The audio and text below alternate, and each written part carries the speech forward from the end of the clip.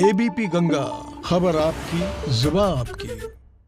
वहीं यूपी के आगामी बजट को लेकर बोले वित्त मंत्री सुरेश खन्ना, यूपी के विकास को बढ़ाने वाला होगा बजट, हर वर्ग को राहत देने वाला होगा बजट। तो एबीपी गंगा से खास बातचीत में उत्तर प्रदेश के वित्त मंत्री सुरेश खन्ना ने कहा कि जो आने वाला बजट यूपी का है वो हर वर्ग के लिहाज से अच्छा होगा। यूपी के आगामी बजट को लेकर ये बड़ा बयान दिया है सुरेश खन्ना ने। यूपी के विकास को बढ़ाने वाला होगा यूपी का जो बजट है, हर वर्ग को राहत देने वाला होगा, ये कहा सुरेश खन्ना ने। हालांकि आम बजट को भी लेकर उन्होंने कहा कि ये आम बजट भी इंफ्रास्ट्रक्चर को आगे बढ़ाने वाला है, रोजगार के नए अवसर देने वाला है और इसका स्वागत करता हूं, ये भी कहा यूपी के वित्त मंत्री सुरेश खन्ना ने। और साथ ही साथ उन्होंने उत्तर प्रदेश के बजट को लेकर भी कहा कि जो यूपी का आगामी बजट होगा वो हर वर्ग को ध्यान में रखकर बनाया गया है और वो हर वर्ग के विकास के लिए बहुत अहम होगा, उत्तर प्रदेश के विकास के लिए बहुत अहम होगा, हर वर्ग को राहत देने वाला होगा यूपी का आगामी बजट।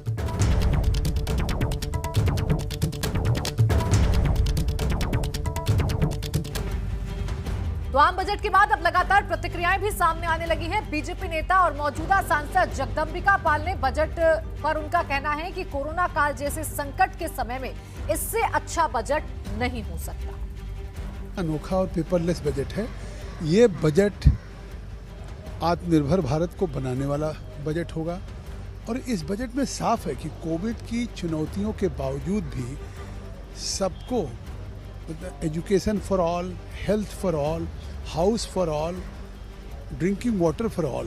तो इसका मतलब है कि आत्मनिर्भर भारत बनाने की दिशा में जो सबके लिए स्वास्थ्य, शिक्षा और टेप से वाटर उस बनाने की दिशा में, और जिस तरह से हेल्थ सेक्टर में कोविड की चुनौतियों के लिए जिस तरह का प्रोविजन किया और इसके बावजूद किसानों के लिए आपने देखा कि 40 गुना कॉटन की खरीद में पैसा दिया गया, 75,000 करोड़ की रुपए की एमएसपी की इस साल खरीद हुई है गेहूं में, और धान में इसी तरह से 1,29,000 करोड़ की। तो स्वाभाविक है कि एक तरफ ये किसानों के जो आय को कहा कि 1.5 गुना उपज की कीमत का किसान को एमएसपी मिनिमम मिलेगी और आय भी दुगना होगा। वहीं यूपी के कृषि मंत्री सूर्य प्रताप शाही ने कहा है कि बजट में किसानों के लिए 16.5 लाख करोड़ रुपए की व्यवस्था की गई है जो स्वागत योग्य है। उन्होंने बजट को लेकर और क्या कुछ कहा, आइए सुनाते हैं। स्वास्थ्य और शिक्षा की उसके ऊपर विशेष रूप से बल दिया गया है और स्वास्थ्य में तो 137% से ज़्यादा की जो है वो बजट के भीतर गत वर्ष की तुलना में धनराशि व्यवस्थित की गई है।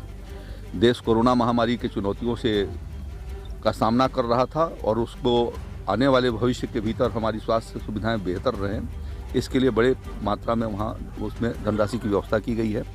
इसी तरीके से जो नई हमारी राष्ट्रीय शिक्षा नीति आई है तो हमारे बच्चे योग्य और प्रतिस्पर्धी बन सकें, उस दृष्टि से भी भारत सरकार ने उसके ऊपर काफी 2.5 लाख करोड़ रुपए के करीब का बजट रखा है। वहीं बीजेपी नेता अर्जुन सिंह ने बजट को सबके साथ लेकर चलने वाला और जनहित में बताया है। काम है विरोध करना, विरोध में कहना। हमारी सरकार पूरे भारत की सरकार है और भारतवर्ष के लिए काम करती है, किसी एक स्टेट, किसी एक राज्य के लिए काम नहीं करती है। और विरोधियों की परंपरा है कि हमेशा विरोध करते रहते हैं, इसमें कोई ये बजट आम लोगों को कैसा लग रहा है ये भी हम आपको बताने की कोशिश कर रहे हैं और मेरे सहयोगी लगातार हमारे साथ जुड़ रहे हैं। फिलहाल प्रयागराज से मोहम्मद मोइन मेरे साथ जुड़ गए हैं। मोइन, कैसा रहा ये बजट? अब लोगों के ज़बानी ही आप समझने की कोशिश करिए, आपके साथ गृहिणियां लगातार मौजूद हैं, उनसे ही आप समझिए कि क्या उम्मीदों पर खरा उतरा है ये आम बजट? जी बिल्कुल, केंद्रीय वित्त मंत्री निर्मला सीतारमण ने अब से कुछ देर पहले जो बजट पेश किया है उस पर आधी आबादी यानी महिलाओं की क्या प्रतिक्रिया है ये हम जानेंगे प्रयागराज में मौजूद महिलाओं से। हमारे साथ कुछ गृहिणियां हैं, कुछ नौकरी पेशा लोग हैं, कुछ बिजनेस से जुड़े हुए लोग हैं, अलग अलग तबके की महिलाएं हैं, सुबह से लगातार टीवी पर बजट देख रही हैं। हम उनसे बातचीत करेंगे। थोड़ा सा आगे आ जाइए, बताइए आज जो बजट पेश हुआ है क्या प्रतिक्रिया उस पर आपकी? एक अच्छा बजट पेश हुआ है। उन्होंने इंफ्रास्ट्रक्चर पे ज़्यादा जोर दिया है और स्वास्थ्य बजट 90 करोड़ से बढ़ाकर लगभग 250 करोड़ कर दिया है, तो बहुत खुशी की बात है। लेकिन हाँ, हमारे किचन पर थोड़ा सा ध्यान देने की ज़रूरत थी। जो ग्रॉसरी है, जो दालें हैं, जो भी रोज़मर्रा का राशन है, अगर उस पर GST थोड़ा सा कम हो जाता तो हम महिलाओं को ज़्यादा राहत मिलती। मतलब ज्यादा की उम्मीद थी, थोड़ा मिला है। आप बताइए क्या उम्मीद थी आपको और बजट से कितना संतुष्ट हैं आप?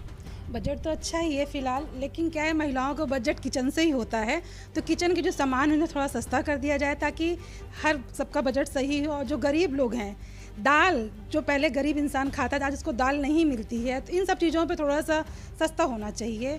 और पेट्रोल के दाम हमेशा बढ़ते रहते हैं, तो उस पर भी थोड़ा सा कम होना चाहिए। आप बताइए बजट आपकी उम्मीदों पे खरा उतरा है या नहीं उतरा है? बजट तो ठीक है, लेकिन घरेलू सामान पे काफ़ी मार पड़ी है, जिससे महिलाओं को बहुत दिक्कत हो रही है। आप बताइए, निर्मला सीतारमण खुद एक महिला हैं, लगता है उन्होंने महिलाओं का ध्यान रखा है कि नहीं इस बजट में? महिलाओं का ध्यान रखा है, लेकिन कुछ और ध्यान रखना चाहिए घर गृहस्थी के सामानों में। मतलब ज़्यादा मिलता तो और बेहतर होता। आप बताइए आपकी क्या प्रतिक्रिया है, क्या कहना है आपको? दाल वगैरह सस्ती होनी चाहिए थोड़ा, मतलब किचन का सामान तो कोई सस्ता नहीं हुआ। ये उन तमाम किसानों के लिए क्या दिया है जो बैठ करके MSP मांग रहे हैं, और वही भारतीय जनता पार्टी जो हमेशा ये कहते रही कि हम आय दोगुनी करेंगे। क्या इस बजट के माध्यम से किसानों की आय दोगुनी हो रही है? जहाँ तक इकोनॉमी को आगे बढ़ाने का सवाल था, लगातार हमारी अर्थव्यवस्था नीचे गई है। जब से नोटबंदी हुई, अर्थव्यवस्था को धक्का लगा, उससे ज़्यादा धक्का लगा GST को लागू करने से। बाद में कोविड आ गया। जो अर्थशास्त्री हैं, जो जागरूक लोग हैं, वो यही मानते थे कि ये जो बजट आएगा ये कहीं ना कहीं हमारा डिमांड क्रिएट करेगा, और बाज़ार में जब तक डिमांड क्रिएट नहीं होगी, आपकी अर्थव्यवस्था आगे नहीं बढ़ेगी। तो किसान दुखी है। अर्थव्यवस्था के लिए कोई बड़ा फैसला नहीं लिया गया। हमारे नौजवान जो पढ़े लिखे हैं, जो पढ़ाई करना चाहते हैं, आगे बढ़ना चाहते हैं, आखिरकार नौजवानों के लिए काम, रोज़गार और नौकरी के लिए क्या व्यवस्था की है? क्या रोज़गार मिल जाएगा? ये तमाम जो बड़े बड़े वादे किए गए हैं, उन्हीं प्रदेशों में किए गए हैं जिन प्रदेशों में चुनाव है। ये बजट निराशाजनक बजट है, दिशाहीन बजट है।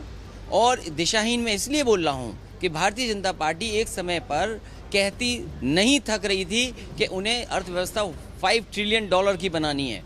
क्या इस बजट से हम कहीं भी $5 ट्रिलियन इकोनॉमी के आसपास भी पहुँच रहे हों? और फिर जब हम बजट का देखते हैं, उत्तर प्रदेश में सबसे ज़्यादा एक्सप्रेसवे बन रहे हैं। वहाँ के मुख्यमंत्री लगातार ये कोशिश कर रहे हैं कि देश में सबसे ज़्यादा एक्सप्रेसवे बने। तमाम एक्सप्रेसवे जो प्रधानमंत्री जी ने शिलान्यास किए, क्या समय से पूरे हो जाएंगे? क्या उस क्वालिटी से बनेंगे जिस क्वालिटी से आगरा लखनऊ एक्सप्रेसवे बना था? तो एक्सप्रेसवे नहीं बन रहे हैं। बुंदेलखंड एक्सप्रेसवे बनना था, वो नहीं बन रहा है। मैं तो पिछले 15-20 साल से देख रहा हूँ, न जाने कितनी सरकारें आईं, NHAI बड़े बड़े दावा करती है, लेकिन क्या GT रोड 4 लेन 6 लेन हो गई है? मैं स्पेसिफिक कहता हूँ, शाहजहाँपुर में एक ब्रिज है रोज़ा के पास, पिछले 15 साल से NHAI बना रही है। क्या वो ब्रिज बन गया? आजमगढ़ में जो NHAI की सड़क है, दावा तो ये करते हैं कि हम हवाई जहाज उतार देंगे, हम हवाई जहाज उतारने वाली सड़क बनाएंगे। लेकिन देखिए आजमगढ़ की सड़क जो NHAI ने बनाई है, अगर उस पर चल लें तो शायद आपके पेट में दर्द हो जाएगा। तो जो लोग सपना दिखाते थे $5 ट्रिलियन इकोनॉमी का, उन्होंने किसान को निराश किया है। उद्योग जगत को बहुत बड़ा लाभ नहीं दिखाई दे रहा होगा। नौजवान को नौकरी रोज़गार नहीं है। इस बजट ने हमारे गरीबों किसानों को धोखा दिया है। किसान लगातार प्रदर्शन कर रहे हैं और उनकी मांग एक ही चीज़ है कि जो 3 कानून हैं उनको वापस लिए जाएं। ये बजट से तो सवाल में कुछ कौन? समाजवादी पार्टी का पूरा समर्थन है किसानों को, और ये तीनों बिल वापस होने चाहिए, क्योंकि जो इंफ्रास्ट्रक्चर समाजवादी सरकार में बन रहा था, बड़ी बड़ी मंडियाँ, एक्सप्रेसवे के किनारे मंडियाँ, या किसान बाजार, या किसान को क्या सुविधाएं दे सकते हैं, उस तरह के रास्ता अपनाया था, लेकिन वो सब का सब रुक गया। आखिरकार वो मंडियाँ क्यों रोक दी गई? वो कौन से स्थान हैं जहाँ पर किसान को अपनी फसल का पैदावार मिलेगी? धान में लुट गया, मक्के में लुट गया, अभी तो सरसों आने वाली है, अगर विदेश से तेल आ जाएगा, एडिबल ऑयल बड़ी बड़ी कंपनियां बनाएंगी, ब्रांडेड कंपनियां बनाएंगी, तो हमारे देश का एडिबल ऑयल का क्या होगा? जो देसी हमारा तेल है, जो पिराई के माध्यम से बाजार में पहुंचता था, आखिरकार उसके लिए क्या बाजार है? हमारे जो गरीब हैं, किसान हैं, वो कैसे ब्रांडेड बना पाएंगे? वो कैसे मार्केटिंग कर पाएंगे? एक गरीब किसान थोड़ी मार्केट कर पाएगा। उसके लिए क्या इंफ्रास्ट्रक्चर है? इसलिए बाजार पे छोड़ देना किसान की पैदावार को और किसान को बाजार में छोड़ देना शायद हमारे किसान को आगे नहीं ले जा सकता। मैं बधाई देता हूं किसानों को, कम से कम वो खड़े हैं और इन तीनों कानूनों को चाहते हैं कि वो वापस हो। बीजेपी ने कहा है, सरकार ने कहा है कि ये बजट इस देश को आत्मनिर्भर बनाएगा, नौजवानों को आत्मनिर्भर बनाएगा। दुनिया में जहां हमारी आबादी ज़्यादा है, नौजवानों की भी आबादी सबसे ज़्यादा है। मैं ये जानना चाहता हूं कितने नौजवानों को ये सरकार आत्मनिर्भर बना पा रही है, हमारे कितने गरीब किसानों को आत्मनिर्भर बना रही है, हमारे कितने उद्योग जो छोटे उद्योग हैं, जो मीडियम स्केल इंडस्ट्री है, उसको कितना आत्मनिर्भर बना रही है। ये लगातार इस बात को कहना कि आत्मनिर्भर हो रहे हैं, आत्मनिर्भर हो रहे हैं, कोई आत्मनिर्भर नहीं हो रहा। जिस तरह का बजट है, जिस तरह की अर्थव्यवस्था को बेच करके पैसा कमाना सरकार को एसेट क्रिएट करने चाहिए। सरकार एसेट कब क्रिएट करेगी? जो सरकारी एसेट है वो बेच देंगे और कंट्रोल किसके पास रहेगा? इसलिए सरकार सपने ना दिखाए, सरकार सच्चाई से गरीबों की, किसानों की मदद करे। क्योंकि पिछले जो बजट आए हैं $5 ट्रिलियन की इकोनॉमी की बात करते थे, इस बजट में तो $5 ट्रिलियन इकोनॉमी की बात नहीं हुई, तो क्या नंबर उम्मीद करेगी सरकार?